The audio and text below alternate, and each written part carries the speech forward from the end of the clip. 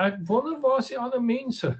Party van hulle kom, party van hulle kykie Recording. opname. Ja. Right. Raak die recording het gevind. Die kamera aan as jy transmit of nie regtig nie?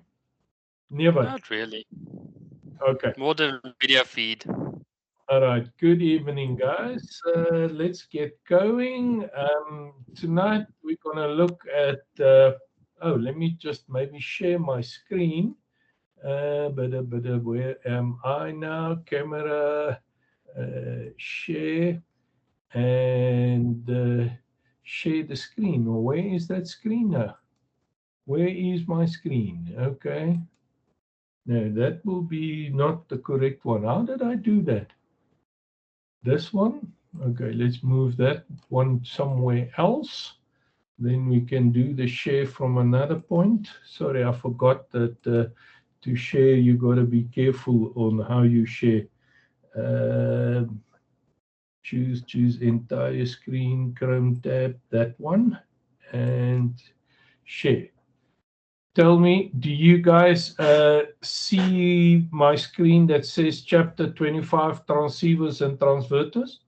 Ja, ek sien dit. I see it. All right, awesome. So tonight we're going to be doing 2 chapters. First one, very short, very sweet, transceivers and transverters. And then we will look at antennas. And the antennas is slightly longer, a little bit about the theory around it, the spectrum, polarization, then some different types of antennas, half-wave, dipoles, quarter-wave, verticals, ground planes, short and long, and verticals, loops, folded dipoles, multi-element arrays, Yagi's reflector. All of these are relatively easy to be able to construct yourself. And by building a proper antenna, which is something that most amateurs can do, you can massively improve the performance of your station. So without too much noise, transceivers, in the past, they were separate radio transmitters and receivers. But because there are a lot of circuitry inside these devices which are very, very similar, it makes a lot more sense to actually combine them together into a single device, and a transmitter and a receiver, and that's when we call it a transceiver. Shared circuitry, oscillators, synthesizers, filters, antenna switching, microprocessors, and displays can be shared. Installation is typically simpler, it takes up less space, and there are fewer cables required because they are already internally connected. Most of the times, transceivers can only operate in specific bands, and that's what we call the amateur bands, but a lot of them today also offers what we call general coverage receiver, which allows you to receive a very, very wide range of frequencies and different modes. So maximizing same frequency conversion schemes, but typically in reverse. The example that they use over here is a double conversion superhead with IFs at 60 and 9 megahertz, and will transmit, or SSB filtering and so on. So I will actually go and look at the picture over here, which explains it a lot. Now, if you look at the switches at the top position there, that's on the receiving side. The signal comes in from the antenna, goes through a bandpass filter, then it is amplified, goes through another bandpass filter, then it's mixed with the beat crystal local beat oscillator, and then all the harmonics are taken out, amplified, and over here is your reference where your audio is basically reconstructed, and it's then pumped out through an amplifier to the speaker. If you change the switches to the bottom part, you've got a microphone, the modulator, demodulator there, amplifier, getting rid of the harmonics there, mixing it with a appropriate band frequency to then put through band pass filters, amplifier, low pass filter, and out to the antenna. So you'll see there's a lot of circuitry that can actually be reused, and that is what makes it so effective. Sorry, I got a phone call there. And most transceivers are designed to operate into an unbalanced antenna with an impedance of 50 ohm. Remember this, unbalanced antenna, and the impedance is 50 ohm. Very, very interesting and important as well. Now, a transverter is simply like an additional stage inside a transceiver. But effectively, it sits typically in a box outside the transceiver, but it allows you to extend the functionality of where the transceiver works. So if you've got an HF system that can work up to 30 megahertz, but it does not have 2 meter, you can get a transverter that would convert the 28 to 30 up to the 2 meter band and back down again as well. All right. So then they talk here about all kinds of things, of the oscillators and the frequency ranges and so on. Typically, transverters are designed to operate with low power, generally about 1 milliwatt, and then they have their own amplifier on the end to output the power. Typically, we should make sure we use an attenuator on the input side so that we don't damage the transverter, because if you put too much power into it, you've just blown it up. Now, this is where there's your transmit receive control over there.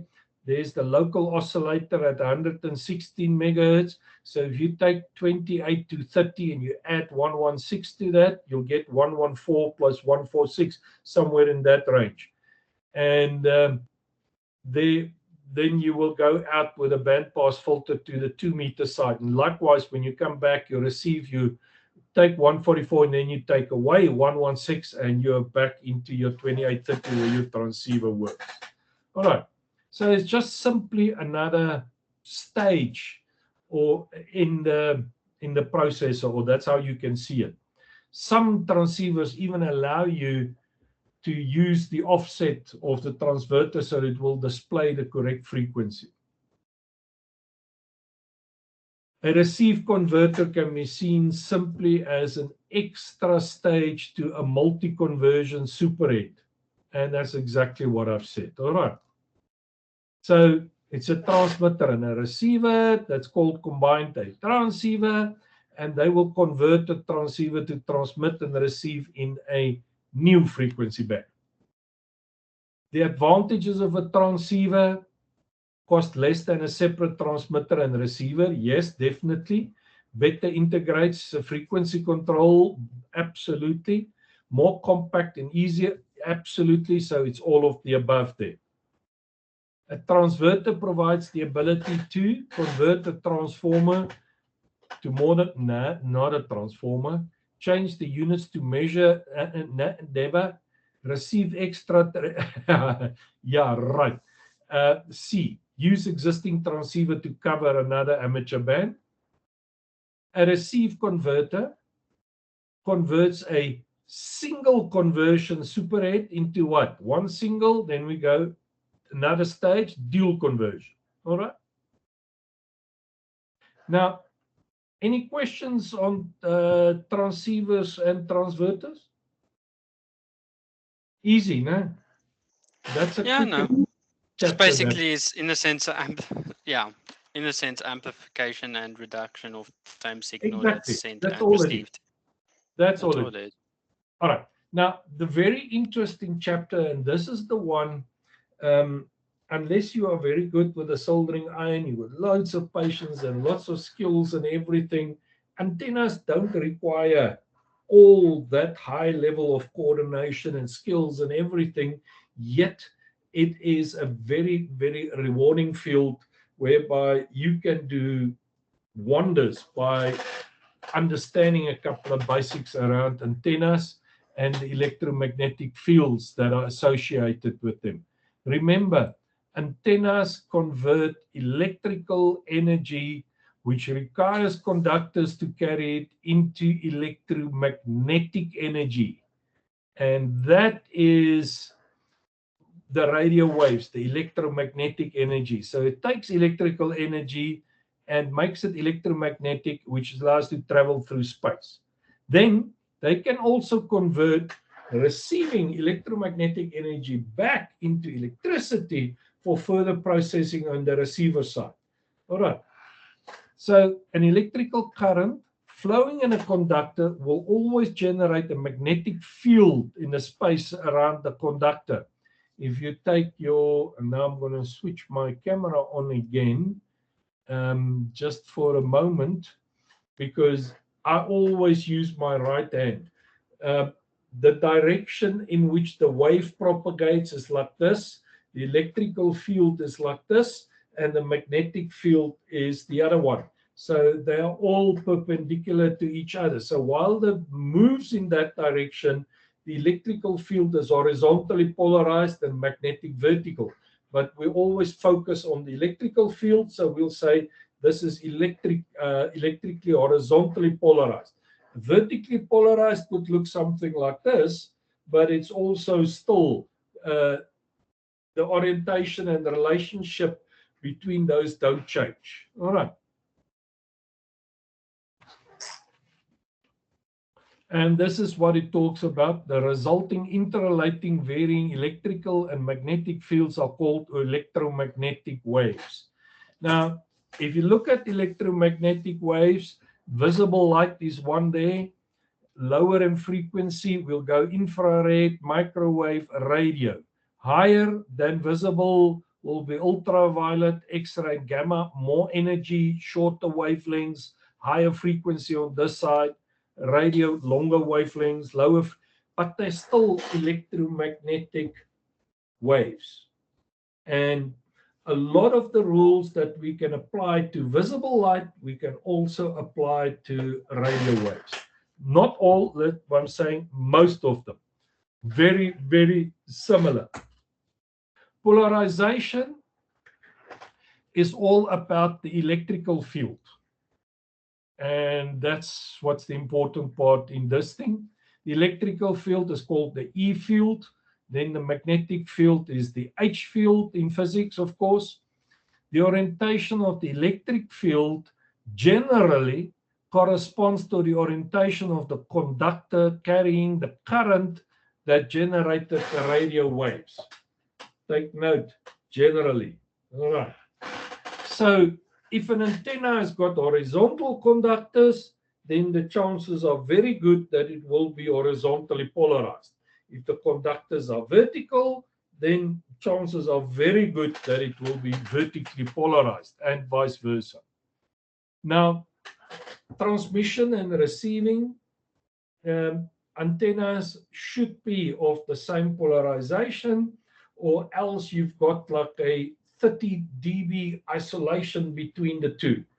It's not completely nothing, but there's a huge isolation between the two. So if you transmit vertical and other guys listening on horizontal, there's not much is going to happen. But if both transmit vertical or both transmit and receive horizontal, it improves your chances.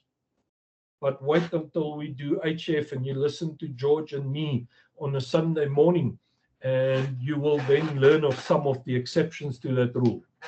All right.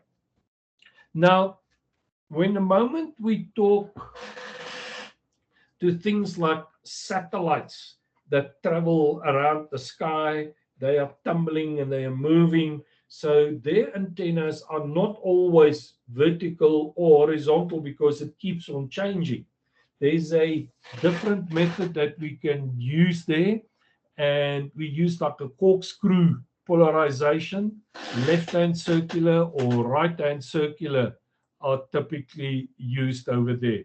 And again, both transmit and receive should have the same polarization. Otherwise, very little signal will be transmitted between the two.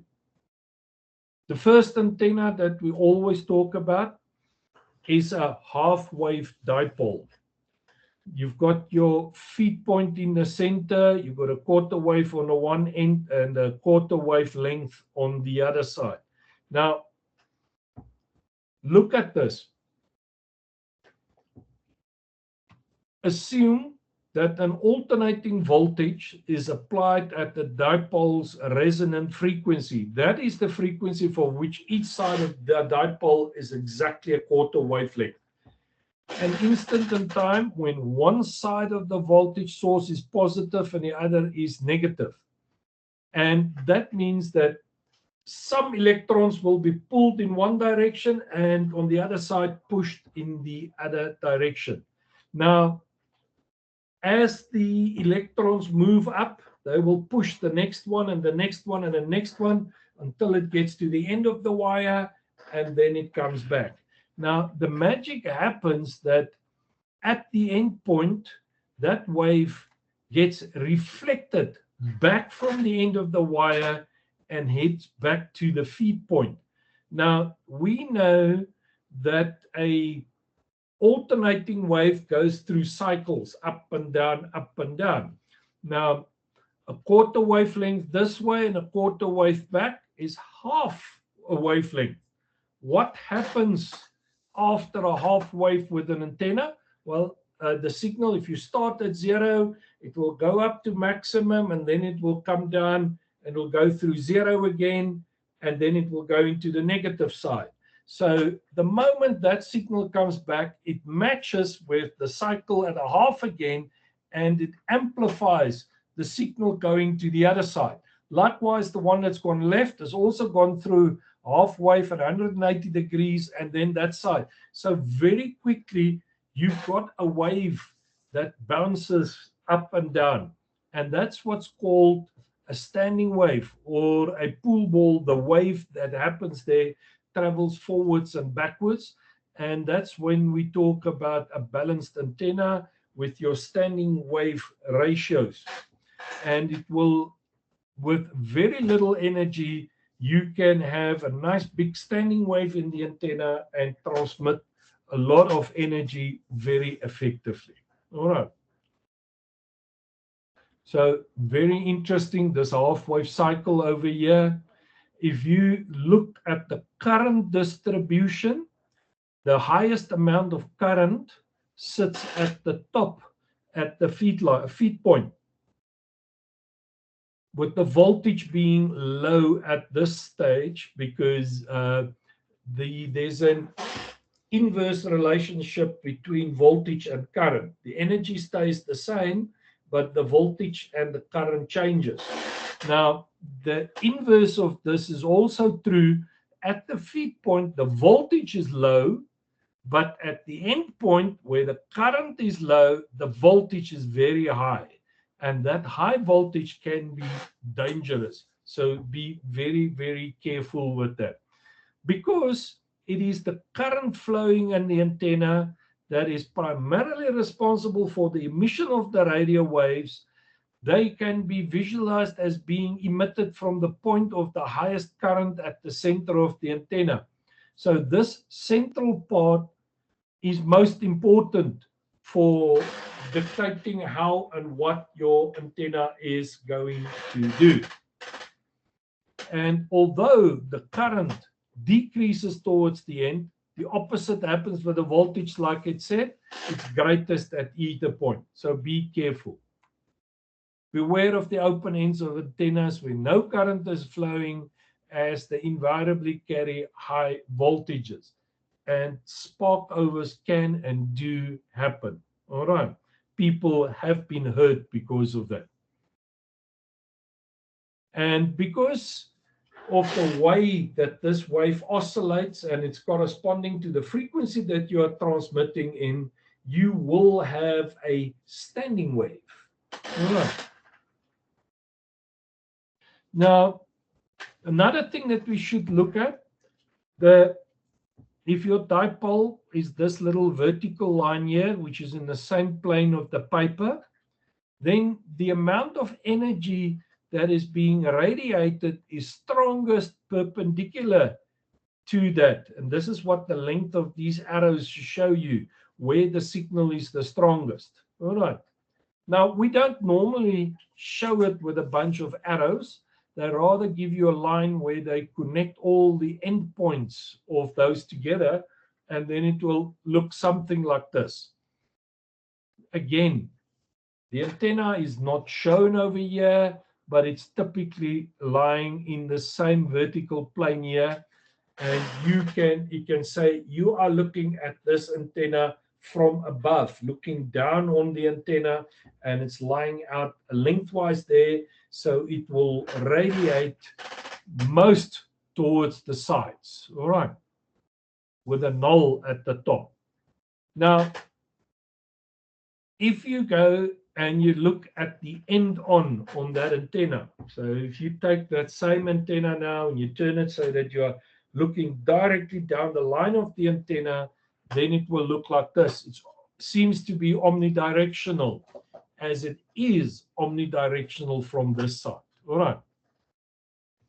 Basically, if you want to visualize this, it could look like a dipole, a donut with your little dipole stuck in the middle.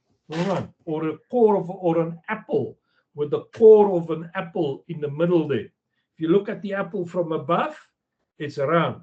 But if you look at it from the sides, you can see the top and bottom nulls. All right.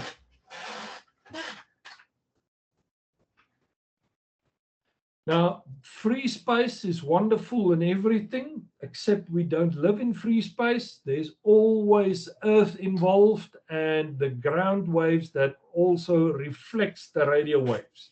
Now, when a radio wave gets to a distant point, there will always be two sources: a direct wave from the antenna and a wave that's been reflected by the ground. And then, depending on the difference between these distances traveled by these waves, they may either reinforce one another or they may cancel each other out.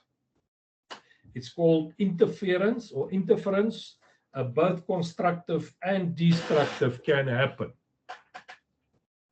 So if we orient this dipole horizontally and we mount it some distance above ground, then when you view from above, you will see that the nulls are not so sharp, but it's still pretty much the same as the free space pattern. All right.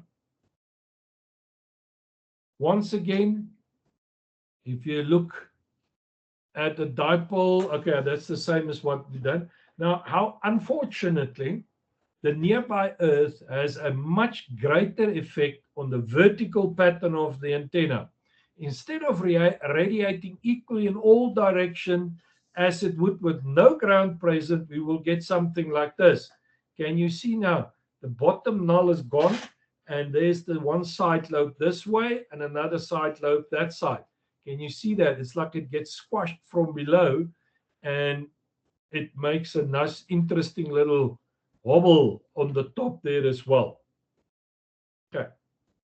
How do they measure this out of interest? Is that with the radio isolated rooms that they put it all censored up? They've got what is called an anoic chamber, and or they go out into a very, very quiet radio quiet place, and they've got a lot of field strength sensors that they will put around. And then they will measure, transmit the signal and take the measurements from all of those points. All right. Okay. It was originally determined experimentally, but if you look on the top over here, there's something called EZNEC.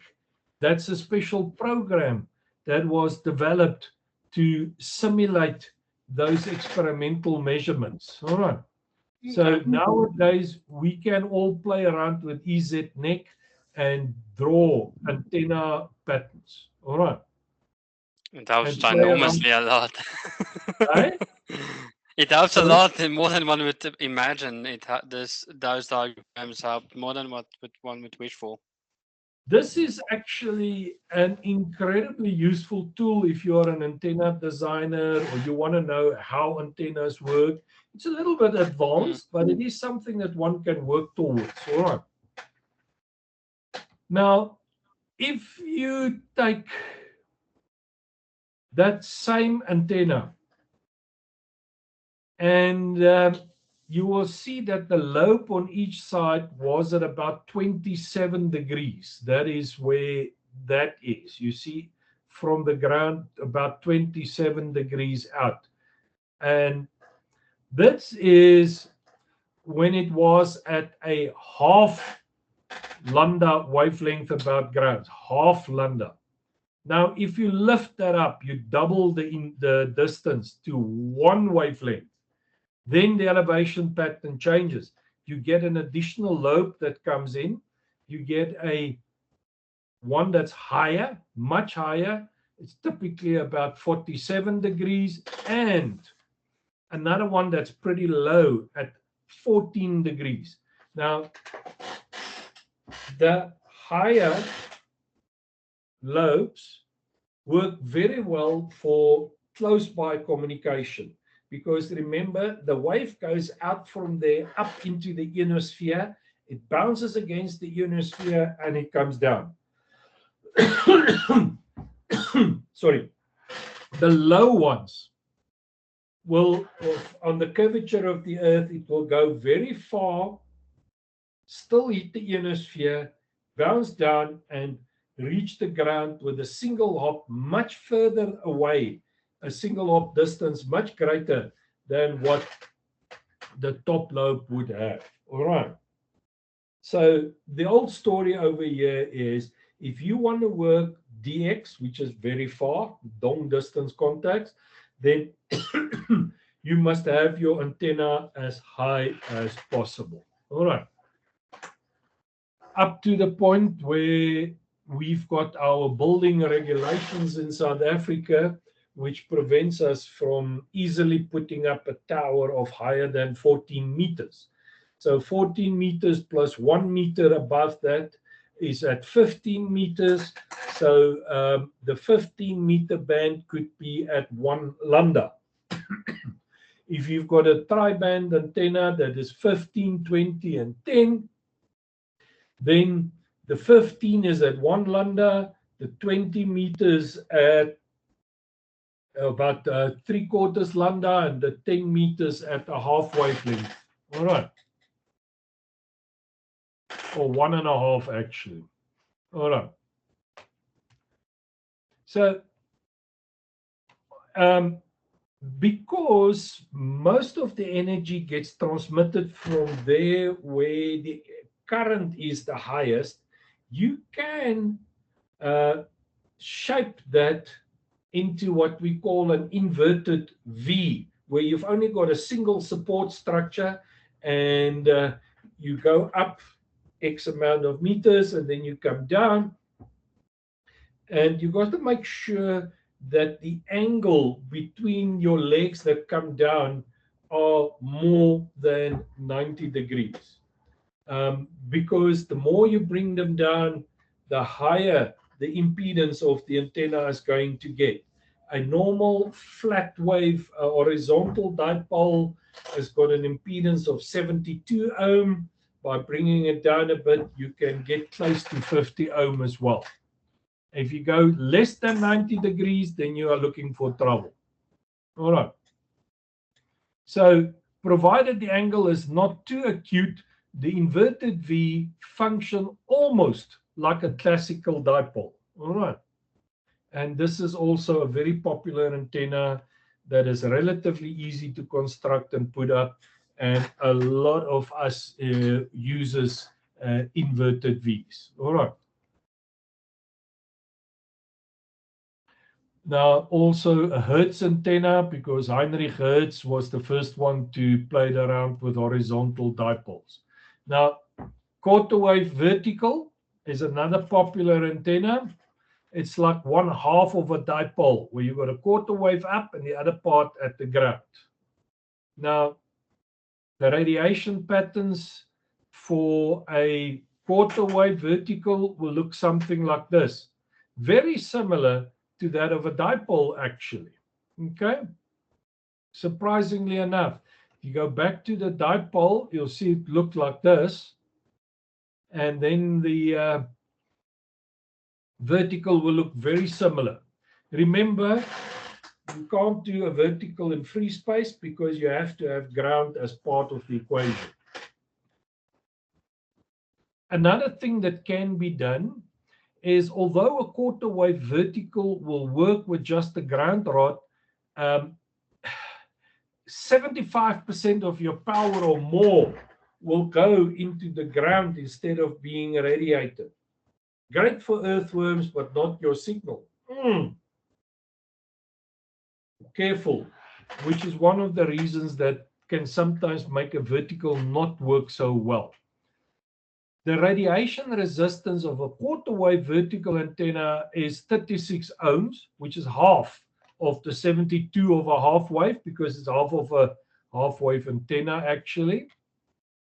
However, the effective ground resistance will also contribute to the impedance seen at the feed point. So it's a little bit higher than the 36. Now, this is also, vertical is also called a Marconi antenna, because Guglielmo Marconi, which is the inventor of wireless telegraphy and a pioneer of transatlantic radio communications, used this type of antenna.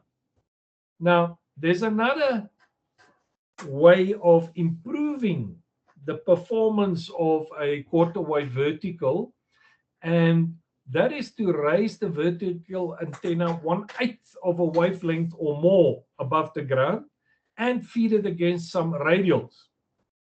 The radials will then act as the missing side of the dipole, but because they run in opposite directions, they will more work like a reflector, and the vertical will be your radiator.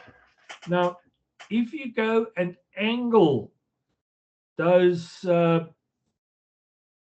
ground plane radials, you can droop that to a 45. You can move that impedance up from 2026 up to about 50 ohm, which is a great match for your coax cables.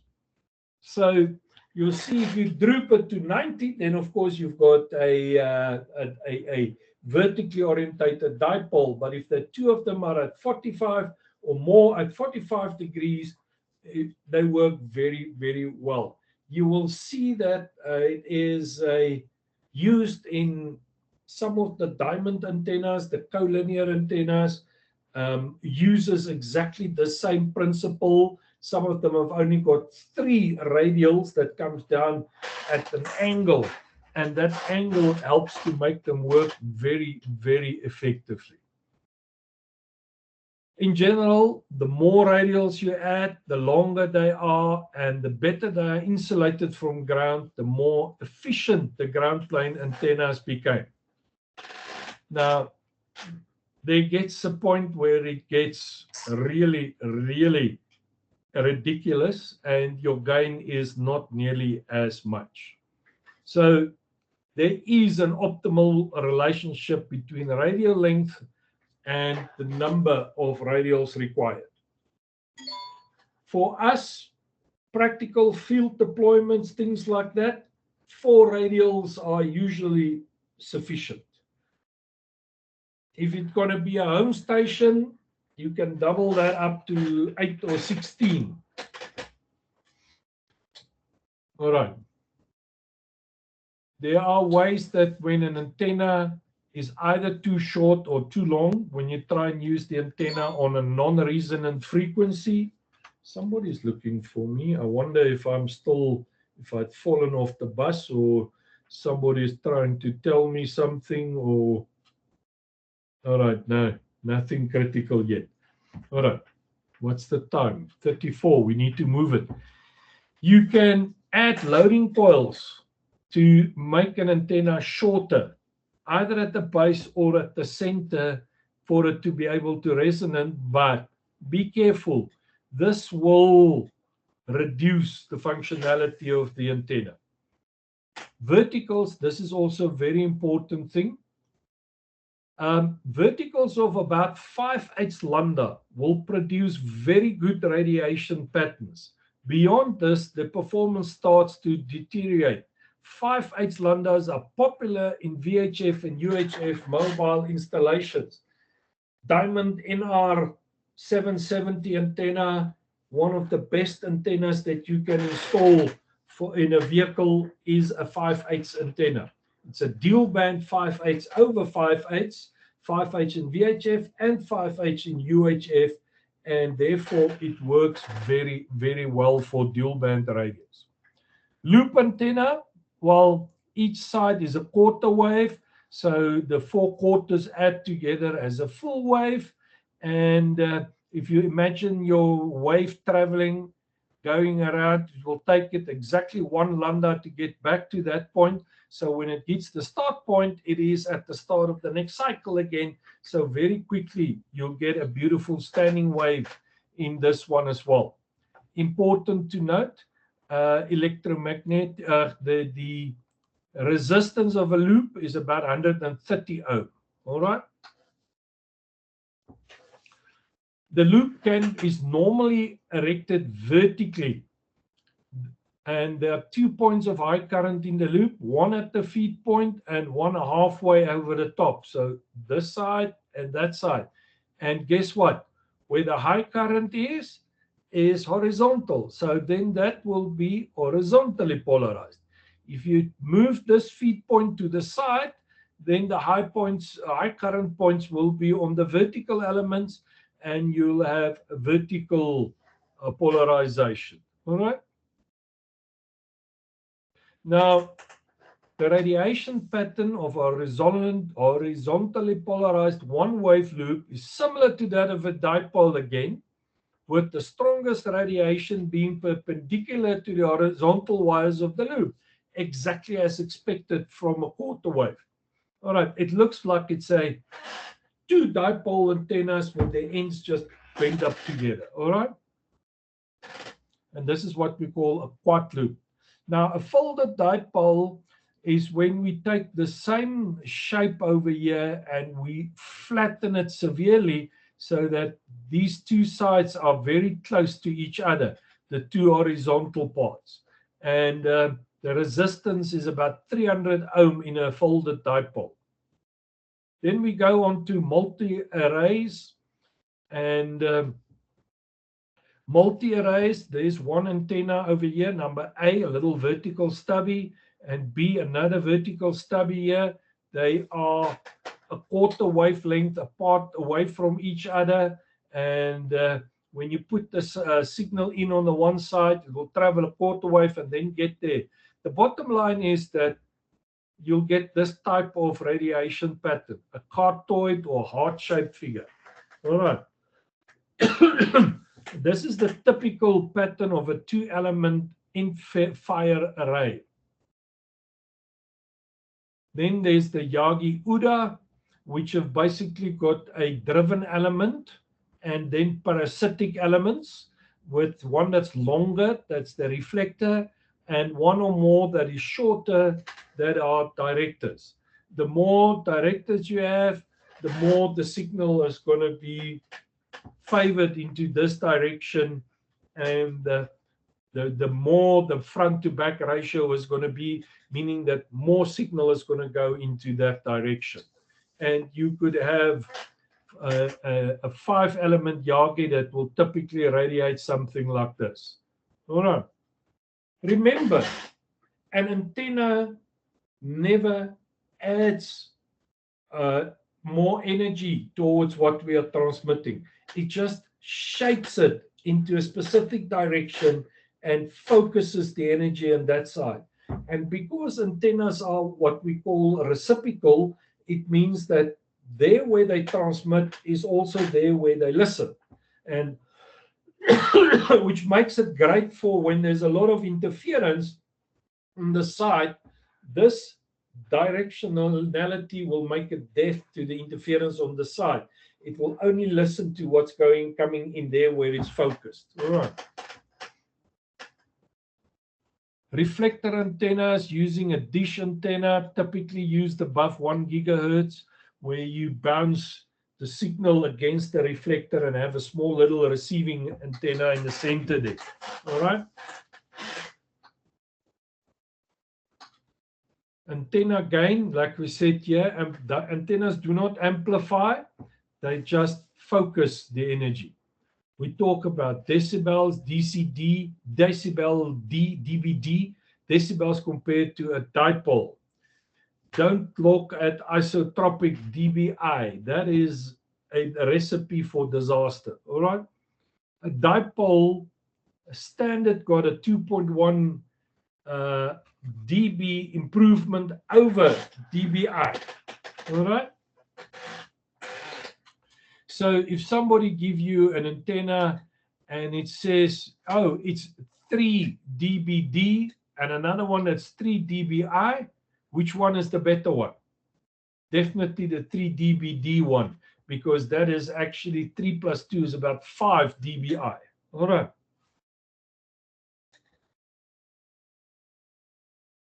So be very careful in interpreting gain figures expressed in dBd. You may need to know whether the reference dipole is at the same height as the antenna over the same ground medium, or if it is in free space.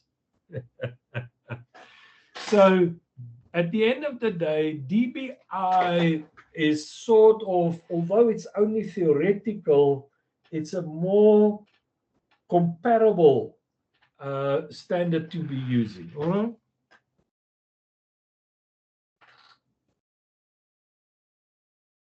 And then they talk about it. Next one is effective isotropic radiated power. So if your Yagi has a gain of 6 dB and you put 100 watts in it, and or only 25, wait. Assume that a dipole and a Yagi are both orientated, so maximum radiation is in the direction of the same receiver. And the Yagi has a gain of 6 dBd. So 6 times decibel, that means 4 times more than what the dipole has. Then if you put 100 watt is applied to the dipole and only a quarter of that, 25 watt to the Yagi, the signal strength in the desired direction will be identical. Because of the gain, the Yagi will compensate for the lower input power. Okay. Sometimes it's useful to express the amount of power radiated in a desired direction, irrespective of the actual power input or the gain of the antenna. And this is called EIRP. And when you're working with Wi-Fi, this EIRP is a very, very important value to know. All right. So, for example, suppose our Yagi has a gain of 13 dBi. So it's a gain of 20 times with respect to an isotropic, because dBi. And your input power is 25 watt. Then the EIRP would be 20 times 25, which is the equivalent of 500 watt. So guess what? Don't go stand in front of a Yagi antenna while they're transmitting. All right, not good for you.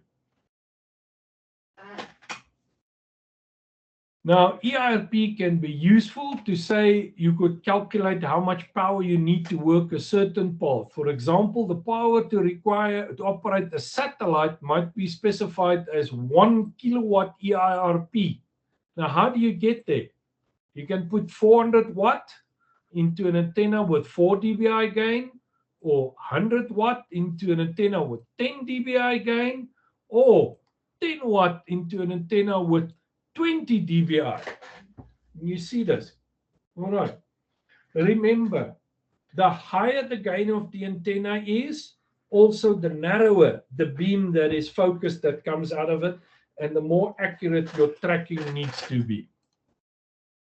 The efficiency of an antenna is the amount of power radiated in all directions as a percentage of the amount of the power supplied to the antenna.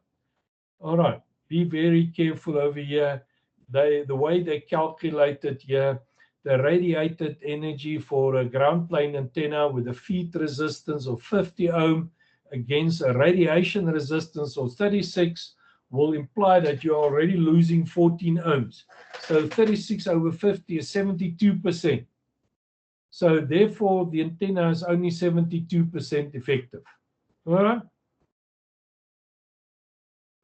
Now, since the radiation resistance of an element drops rapidly as the length of antenna is reduced below a quarter wave for a vertical or below a half wave for a dipole, and the loss resistance remains relatively constant, antennas that are considerably shorter than these standard lengths may also be very, very inefficient. All right. Can get worse if you have to use inductors to make it look bigger. Directivity as opposed to gain, you can see here is the direction that it goes. All right. Stacking, antennas can be stacked together either horizontally next to each other or vertically above each other to improve its functionality. Each antenna has got a certain aperture range, and where it's the capture area where it will absorb energy, and if you put the two of them close to each other, they will start affecting each other, and you can typically double the performance of a long Yagi by putting a second one stacked onto it. All right. If you talk about Earth stations, they go to the extreme where they can use up to 32 or more Yagis pointing in the same direction. Just think about the mechanics of getting all of that sorted out. Feed lines, the RF signal must be transported between the transceiver and antennas in one way or another. And there are something called the feed line, and there is something called the velocity factor, because that will make the energy that travels through that cable slightly slower than traveling through free space. So this velocity factor will say how much it runs slower.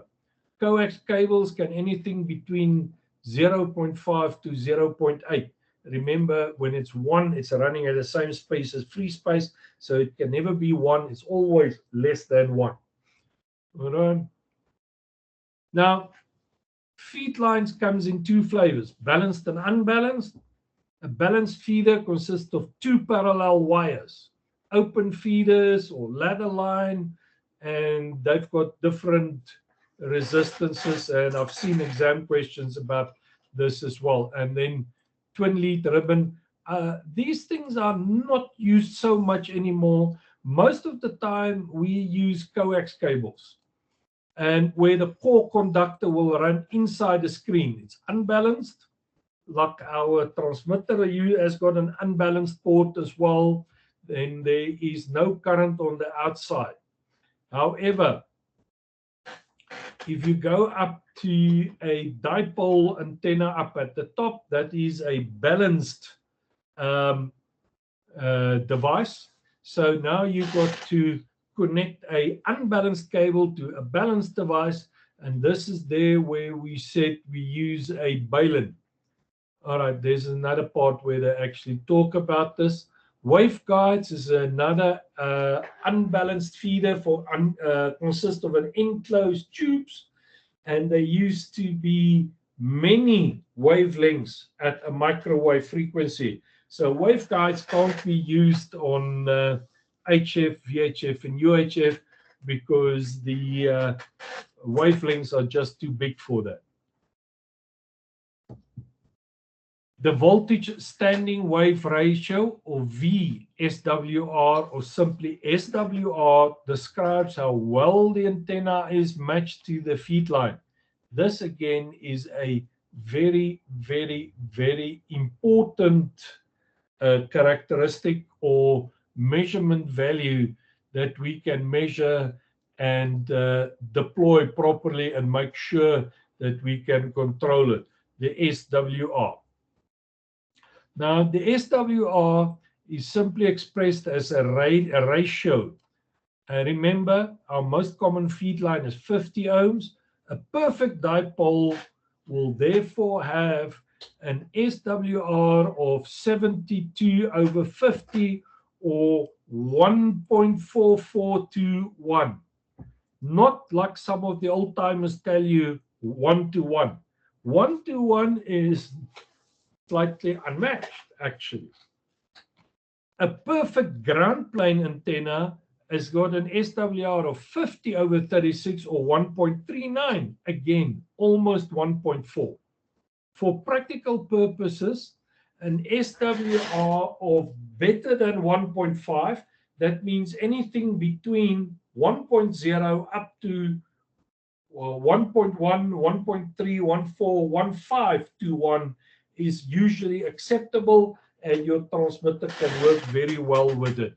2.21 can sometimes be tolerated, but higher than that, you stand a chance of damaging your radio or having it fold back on its output power.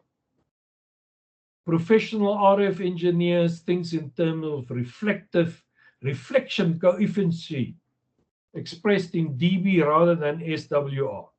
Now, this is the balance. Remember, an antenna that is symmetrical is likely to be balanced with exactly as much current flowing in the one half as in the other. So in both sides, the power flows the same way. So a symmetric antenna such as a ground plane is probably not balanced because it's only got a quarter wave. All right.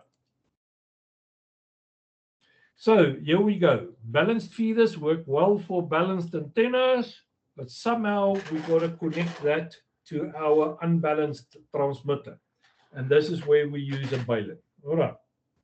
Now, there are multi-band antennas as well. There are 9 amateur bands between 3 and 30 megahertz. And there are a couple of ways of getting around that. One of the things that we do is we use an antenna tuning unit, an ATU or an antenna coupler that can cheat the radio or transceiver, tell it that it's talking to a perfect antenna while the antenna is not really perfect. So this can make an antenna look slightly longer or slightly shorter.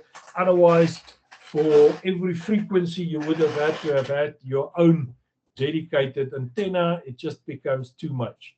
There are 2 types of ATUs, and it's a pi network and a T network. And the one that we normally use is the pi network. All right, with 3 dials, a variable capacitor on the radio side, and another one on the antenna side, and a variable inductor in between. Now the T looks a little bit different, but it's much more challenging to build and operate. The pi network works easiest. Or even better, an automatic controller. All right. Now, you can go and create what's called a fan dipole, where you've got 3 dipoles connected together, say one for 20, one for 15, and one for 10, and you connect them all to the same feed point. Now, when you feed it with a 14 megahertz signal, only the 20-meter dipole will have low impedance there, and therefore all the energy will go there and work on that one. This is also another way of getting multiple bands on one antenna. Traps is another way whereby you've got a capacitive and an inductor, an LC circuit at 705 megahertz. So when you feed it frequencies up to this frequency over here, 7.1, whatever, this will block the signal from going further and make the antenna look like just the inside part.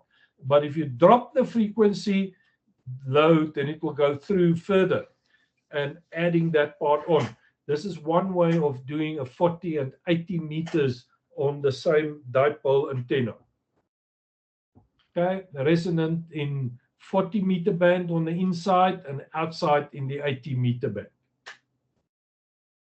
You can also have antennas that have got more than one trap in them. All right. One with 2 traps on each side will give you access to 3 different frequency bands. All right. Now, there's something else which is called resonance. Open-ended antennas like dipoles and verticals are resonant on odd harmonics of the fundamental frequency or the design frequency. That is typically 3, 5, and 7 times the original design frequency. So if you've got a dipole designed for 7 megahertz, it may also be resonant on 21, which is 3 times 7. Okay. Now, if you've got a full wavelength closed loop antennas, like quad antennas are resonant on all harmonics, not just the odds, all of them. So in theory, an 80-meter quad loop should also be resonant on 40, 20, and 10. The fun parts come that when you actually go and measure that, sometimes the 40, 20, and 10, where it is resonant, is outside of where you want it to be. Because the 80-meter band is quite a large band. You've got to be very careful when you design it so that the 40, 20, and 10 are also in the resonant portions, or also resonant in our amateur bands. Then lock periodic arrays.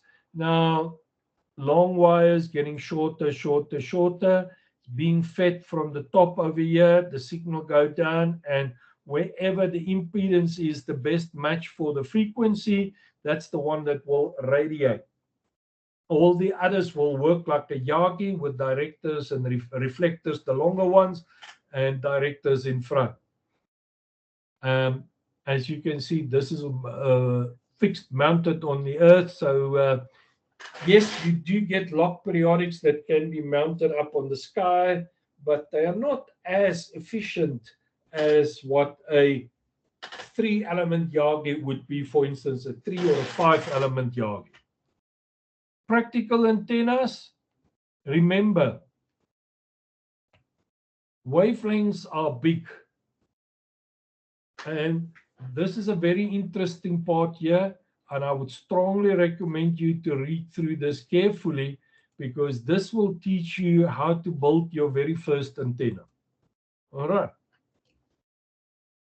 In summary, and we've got 3 minutes, less than 3 minutes left. Antennas convert electrical energy into radio waves that can be radiated long distance, and then the polarization depends on the orientation of the electrical field. Every antenna has a capture area, and half-wave dipole consists of a center-fed half-wave element, half-Lambda element, radiation resistance approximately 72 ohm, and so on. Okay. Balanced and unbalanced feeders. Balanced feeders offers low loss and simplicity under some conditions, but you take a metal mast and you connect it to this cable coming up there, it interacts with your cable. All right.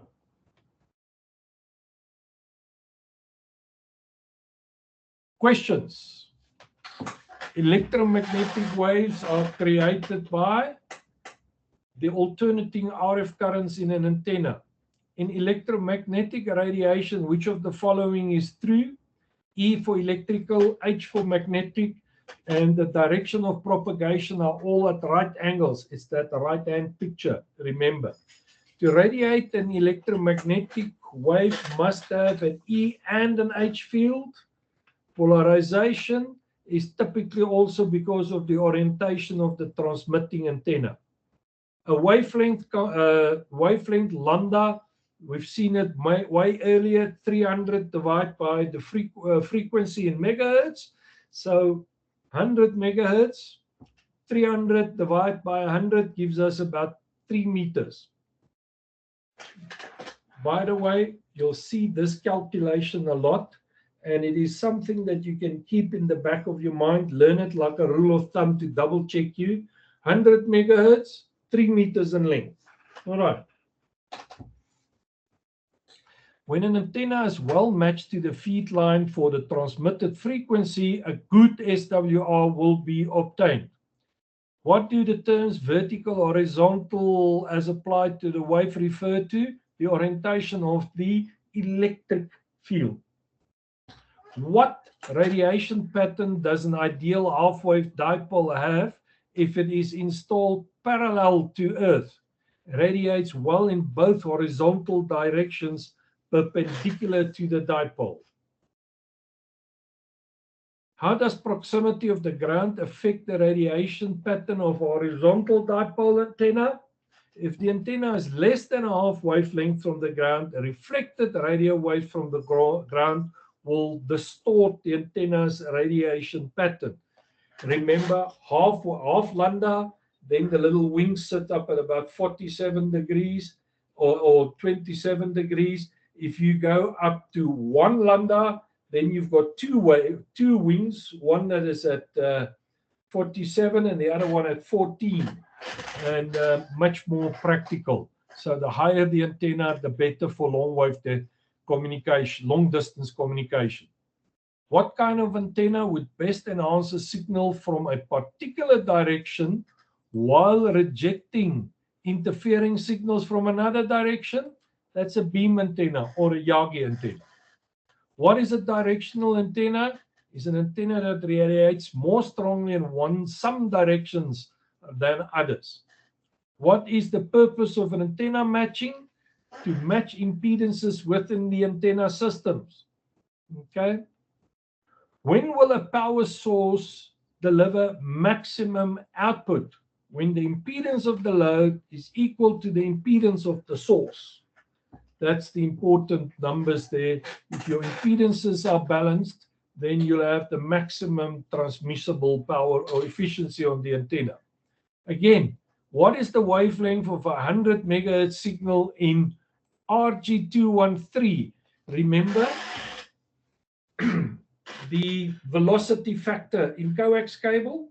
Not 3 meters again anymore, about 3 meters. It's a bit less than 3 meters actually. What is a Yagi antenna? A half wavelength linear driven element with parasitically excited parallel linear elements.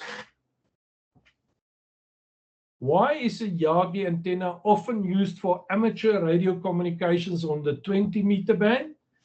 Because it will ignore noise from the one side and focus on another side. All right?